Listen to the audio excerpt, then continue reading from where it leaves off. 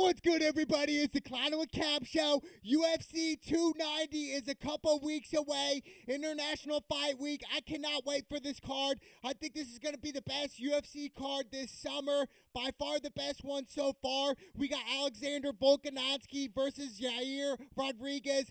Volkanovski, we already know he is the champion. Yes, he did recently lose to Islam back in February, which I thought really, a lot of people thought as well that, Islam lost this fight. He definitely lost round 5, got taken away. Alexander Volkanovski took him down late, and I just thought, looking at it style-wise, it was such an even fight.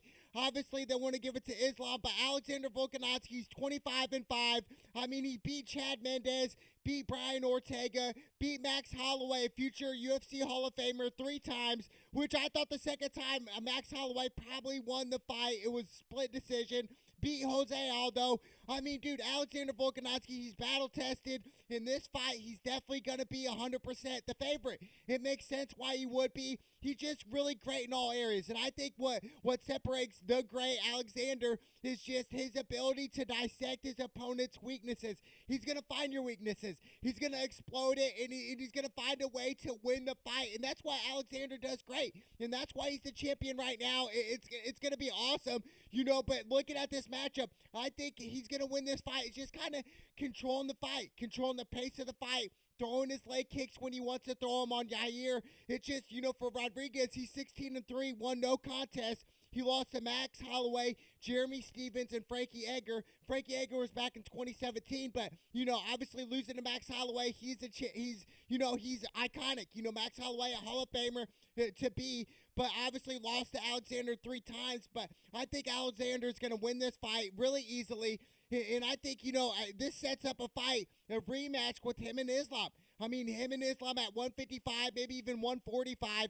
But I just think that makes sense for me. I just think for Islam, it was like that fight was so close, and we're hearing speculations where Islam wants to go up to 170. That is crazy talk. To go to 170, dude, no way. Islam would not survive in 170. I mean, you got Colby Covington, you got Kamaru Usman, Leon Edwards, the champion right now at 170, and you think you're going to go through them, dude? No way. There's no way in heck. So I think Islam just needs to stay at 155 or 145 because going up to 170 is a suicide mission. I'm telling you, but Alexander the Great, there's a reason he's the champion, and it's going to show in a couple weeks at International Fight Week. I think he's going to win by spectacular fashion. He's going to find a weakness in Rodriguez and say, hey, I'm going to pin him against the cage. I'm going to throw leg kicks. I'm going to tire this guy out. And that's what Alexander Volkanovski does great. He's going to tire his opponents out, make them weak and fatigue, and really attack him, dude. Hit him with combinations, and that's how Alexander's going to win. So I like Alexander in this matchup. I even like him to win by knockout. I really do. I think he's going to knock out Rodriguez in the second round, and that's going to be it. So,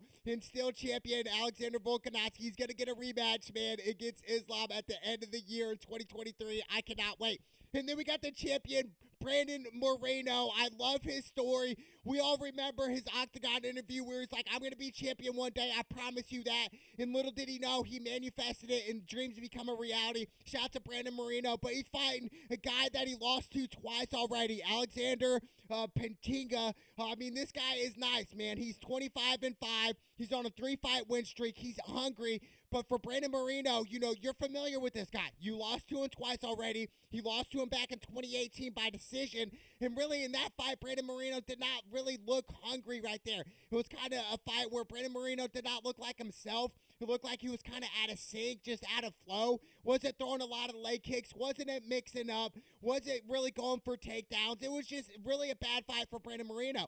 But on the flip side is Brandon Moreno right now, he understands, hey, I lost to this guy twice. I know what he's good at. I know what he's bad at. So for him, it's just like, beating a guy 3 times is really hard. But I just think for Brandon Moreno right now, this is a fight, a legacy fight for him. You're the champion right now. You got to win this fight. You've already lost to him twice. Correct yourself. what did I do wrong? What went wrong in the fights before to make me lose this fight? What went wrong? What happened? Like, what did I do to make him, like, beat me? But at the same time, he is the favorite. He's minus 170 right now. We're a couple weeks out. But still, for Brandon Moreno, I think you're going to win this fight, mixing it up here. I think, you can stand and bang with this guy. That was years ago. We're talking 4 or 5 years ago. So, a lot has changed since that day. So I think Brandon Moreno wins on the feet. I think he wins on the wrestling department, even jiu-jitsu. I just think this guy right here, Alexandre, he's nice. He is nice, and he's really good at Brazilian Jiu-Jitsu, obviously. But I think, looking at this fight, I think he wants to submit Brandon Moreno. So for Brandon Moreno, on the flip side, if I'm the coaches, I'm saying, hey, let's stand up and bang with this guy. Throw some leg kicks, Brandon, and then eventually maybe take him down when he gets really tired or if he gets hurt. But at the same time, I want you to attack this guy. I want you to beat him on the feet and just continue to press and press and press. We're the champion here. He's coming for us. He's coming for our belt. So I want to be the aggressor here. So if I'm Brandon Moreno's coaches, I'm saying, hey, we're going to be aggressive. Brandon Moreno in the UFC's 21-6-2, a.k.a. the Assassin, baby. I'm telling you, he's on a mission right now. He is, and like I said, I love this story, dude, from, against all odds. He wasn't supposed to be champion. Now he's the champion here. So for Brandon Moreno, this is a statement fight. This is a legacy fight for him. He needs to win in dominant fashion. So I'm going to go Brandon Moreno. I'm going to go Brandon Moreno, both the champions. I'm going to take in UFC 290 in International Fight Week. I got to go to the champions here. I think they're going to win by spectacular fashion, and I think Brandon Moreno wins by knockout. Yes, knockout. I'm telling you, not submission. I think he's going to win by TKO and just catch him nice at the perfect moment, and Brandon Moreno's going to jump on him and just hit him until the ref pulls him off, and that's how Brandon Moreno wins the fight and still remains the UFC champion at 135. But I love Brandon Moreno. I do, man. Against all odds, the underdog story, so I'm rooting for Brandon Moreno. And then we got Robert Whittaker versus Dave Plessis. This Dave Plessis, he's 19-2. He's on a 7-fight win streak. Robert Whittaker, he's been in the UFC for a while. He's 25-6. What's crazy about Robert Whittaker is, since June 2014, he's 13-2 in 15 fights. And his only 2 losses are to Israel Adesanya, the champion right now, at 185. So, obviously, Izzy's one of the greatest UFC fighters right now to present day. And Robert Whittaker's only lost to him twice since 2014. So, obviously, that's telling us Robert Whittaker, he's ready. The winner of this fight, even Dana White said the winner gets Israel Adesanya for that championship belt later this year, targeted for Australia. So, that's going to be interesting. But I think for Robert Whittaker here, he's got all the tools right now. He really does. He could stand up with you and bang. He could take you down. There's a lot of things in Robert Whittaker's game that makes him elite, that makes him, he's only lost to Izzy twice. And really, a couple of those fights with Izzy, dude, they were very competitive. And he really landed some good shots on Izzy where it was like, oh, crap. Like, he's 1 or 2 shots away from knocking Izzy out.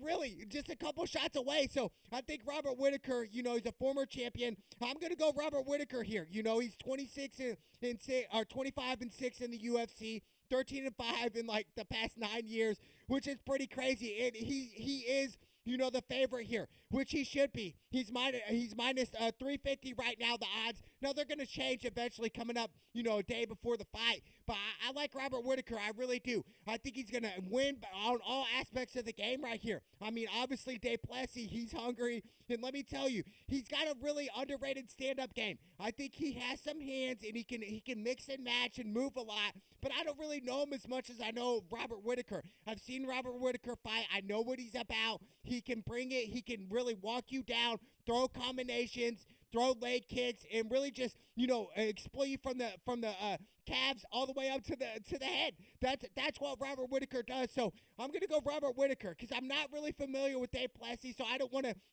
ruin it or anything. I mean, obviously this guy's finished. He's set on a 7-fight win streak, finished the last 6 of his 7 fights. So obviously the hunger's there. But I just think Robert Whittaker understands, if I win this fight, I get another shot at Izzy. The 3rd time's the charm here. Because if I don't beat him the 3rd time, obviously I'm never going to beat Israel Adesanya, and I'm probably never going to have that opportunity again to fight Izzy for 4 times. I just don't see that happening. So, 3 times for Robert Whitaker is possible, and he understands what's at risk here, and he's fighting for the belt here. Obviously not this fight, but if he wins this fight, he's fighting for the championship belt. So everything's on the line here in this fight. So I'm going to go Robert Whitaker. Probably by decision, if not knockout, but I like Robert Whitaker over Du Plessis in this matchup. Then we got Jalen Turner versus Dan Hooker. Dan Hooker, 22-12 in the UFC, been in the UFC for a while now. Jalen Turner is 13-6. He's coming off a loss by decision, but I think both of these matchup is interesting here. It really is. Even though Dan Hooker, he's the underdog, he's at plus 155. I'll probably lean more towards Jalen Turner right now. He's 13-6 in the UFC. I mean, this is really a coin flip fight here. This is a pick 'em fight. Really, whichever goes. But I think if Jalen Turner's going to win this fight, it's going to be by him taking Dan Hooker down and just ground and pound him. I think that's how you're going to win. I do think Dan Hooker's stand-up game is kind of underrated in a way. We saw, Dan Hooker's really his whole story since 2014 all the way up until this moment. Been in the UFC, lost to a lot of legends in the sport. But overall, I'm going to go Jalen Turner over Dan Hooker. And then we got the last fight on the main card, Bo Nickal. Dude, I'm telling you, this guy, Bo Nickal, he's a problem. He's 4-0 in the UFC. He's fighting this guy named Treason Gore. He's 5-2. Obviously, he's a huge underdog. Gore, he's a huge underdog. But Bo Nickal, he's a 3-time NCAA Division I wrestling champion, dude. 3-time national champion. Bo Nickal, he's a problem, dude. And I do think eventually he will be UFC champion. He will become UFC champion, and here's why. Not because he's an elite wrestler. I'm telling you, he's getting better with his hands. He's quick. His transitions are super fast. They're explosive. They're kind of like unhuman-like. Dude, he's like a Khabib 2.0. He reminds me of a Khabib 2.0, but really even quicker than Khabib. I would say I would give him a little edge on his feet than Khabib had. He's just fast. I'm telling you, and really becoming a wrestler, he's been wrestling since he was a kid, a division champion 3 times, all the way up until this moment. I'd rather have a fighter like Bo Nickal than a guy that's a boxer coming in the UFC that doesn't know any type of wrestling at all. Bo Nickal, he's only going to get better with his hands, and he's only going to improve that way. So I just think looking at it style-wise, it's just like, holy cow. Bo Nickal, he is a legit guy, man. Bo Nickal is a problem, and I'm telling you what, dude, he will become champion one day. Absolutely, dude. It's only a matter of time, but like I said, on his stand-up game, he's only getting better. Bo Nickal is a problem. He's a threat, dude. And let me tell you, dude, he's going to run through Gore. I think he's going to win in the first round, probably by knockout. And Dana White understands, hey, if Bo Nickal continues to win the way he's winning, hey, let's put him against like Chimaev or somebody. Another great wrestler. I think, styles make fights. And let me tell you, he's really mismatched to anybody, dude. Nobody's going to take Bo Nickal down. He's been wrestling since he was a kid, dude. He's a champion in wrestling. He's a Khabib 2.0. No way he's going to get outworked in the wrestling department. We know that. Now, the only way I see Bo Nickal losing is if he gets caught with the, overhand or an uppercut, because we don't really know Bo Nickal's chin yet. We don't. Just like when John Jones first came into the UFC back in 2013, 2012 time, where it's like, we don't really know much about John Jones's chin. Everybody was like, he could have a glass jaw. We don't know. Then it finally got tested years later. But obviously, John Jones to go to the UFC. But I'm telling you, Bo Nickal, dude, he's a problem. And you guys will remember this kid's name, man. He's a young dude. He's hungry. He's ready to prove himself. And him fighting on this card, International Fight Week in Las Vegas, this is huge for him. Huge for his young UFC career, dude. Just 4 years ago, he was wrestling in the national championship, dude. Now all of a sudden, he's on a main card of the UFC in International Fight Week. A lot can change in a couple years. So shout out to Bo Nickal. I think he's going to just run through it, and eventually he will become champion. I want to see him fight Chimaev or somebody. Match him up against another great wrestler. Somebody, even Kamaru Usman maybe, or Colby Covington, somebody, because I'm telling you, Bo Nickal is a freaking problem. So I cannot wait. But UFC 290, what a card.